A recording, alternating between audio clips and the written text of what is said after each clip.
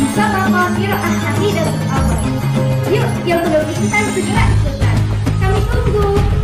Assalamualaikum warahmatullahi wabarakatuh. Nama saya Latiful Kohar, umur 11 tahun. Bismillahirrahmanirrahim. Qala musannifu rahimakumullahu ta'ala wa nafa'na bihi wa bi ulumihi fid dharaini amin. Bismillahirrahmanirrahim.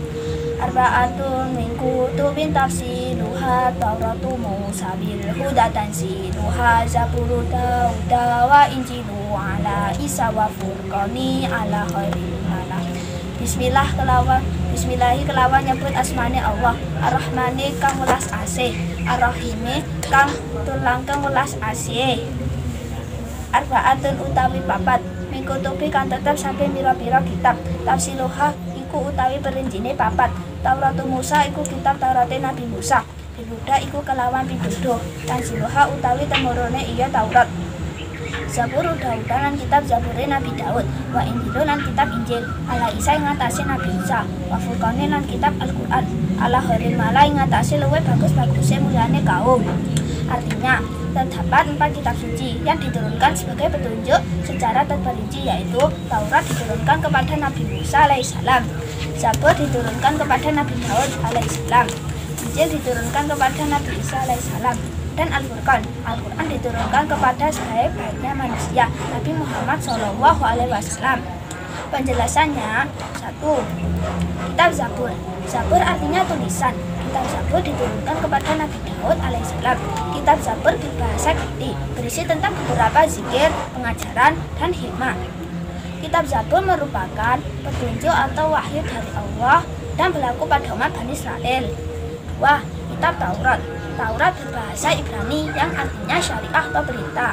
Kitab Taurat diturunkan kepada Nabi Musa alaihissalam. Isi kitab Taurat adalah keyakinan untuk menyembah Allah Subhanahu wa Ta'ala serta larangan menyembah berhala. Kitab Taurat ini juga menjelaskan tentang kedatangan Nabi Muhammad SAW sebagai Rasul terakhir. 3. Kitab Injil. Injil diberikan kepada Nabi Isa alaihissalam. Kitab Injil berbahasa Yunani yang dalam bahasa Arabnya berarti bisyarah atau kabar gembira. Kitab Injil diturunkan sebagai pedoman hidup yang berisi tentang keterangan dan ajaran-ajaran yang membenarkan atau memperkuat ajaran yang terdapat dalam kitab-kitab sebelumnya, yaitu Taurat dan Zabur. Kitab Injil merupakan pedoman hidup bagi kaum Nasrani. 4. Kitab suci Al-Quran. Al-Quran artinya bacaan atau yang dibaca. Al-Quran adalah wahyu Allah Subhanahu wa Ta'ala yang diturunkan kepada Nabi Muhammad SAW yang berbahasa Arab. Al-Quran diturunkan secara berangsur-angsur selama 22 tahun, 2 bulan, dan 22 hari. Basuhuful halili wal kalimi fiha kalamul hakamil alimi. Basuhuful halili utawi pira-pira lampirane Nabi Ibrahim, wal kalimi lan Nabi Musa al-Kalil. Fiha iku tetep ing dalem lampiran. Kalamul hakami utawi dawuhe Allah kang bijaksana, al-alimi kang mudaneni. Artinya, dan suhuf, lembaran-lembaran suci diturunkan kepada Al-Khalil, Nabi Ibrahim alaihissalam, dan Al-Kalim, Nabi Musa alaihissalam. Di dalamnya terdapat firman-firman Allah yang maha bijaksana dan maha mengetahui. Penjelasannya, Allah Subhanahu wa Ta'ala juga menurunkan suhuf atau lampiran-lampiran kepada nabinya.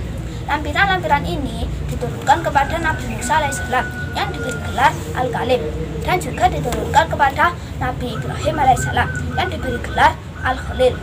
Adapun jumlah suhuf ini, wallahu a'lam, hanya Allah Subhanahu wa Ta'ala yang mengetahuinya. Sedangkan kita tidak wajib mengetahuinya, namun hanya wajib meyakininya secara ijmal. Sekian sedikit penjelasan dari saya. Kurang lebihnya saya mohon maaf. Wabillahi taufiq wal hidayah. Wassalamualaikum warahmatullahi wabarakatuh.